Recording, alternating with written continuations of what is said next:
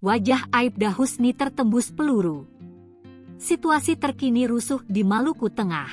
Bentrokan antar warga kembali pecah di Kabupaten Maluku Tengah, Maluku, Kamis, 3 April 2025. Kali ini bentrokan melibatkan warga desa Sawai dan warga dusun Rumaholat di Kecamatan Seram Utara. Informasi yang dihimpun Kompas.com, ketegangan antara warga desa Sawai dan warga dusun Rumaholat mulai terjadi sejak Kamis pagi.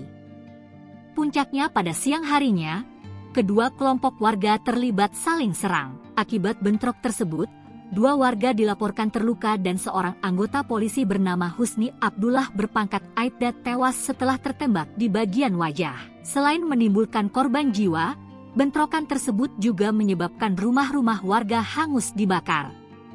Sejauh ini, belum diketahui pasti apa penyebab bentrokan tersebut terjadi. Aparat kepolisian dan TNI telah dikerahkan di lokasi untuk meredam bentrokan tersebut. Bupati Maluku Tengah Zulkarnain Awad Amir mengonfirmasi adanya bentrokan warga tersebut. Adapun bentrokan kedua kelompok warga ini diduga dipicu oleh aksi penganiayaan yang dilakukan 3 warga Tulehu terhadap seorang warga desa Tial yang tidak terima ditegur saat melintasi desa Tial dengan sepeda motor.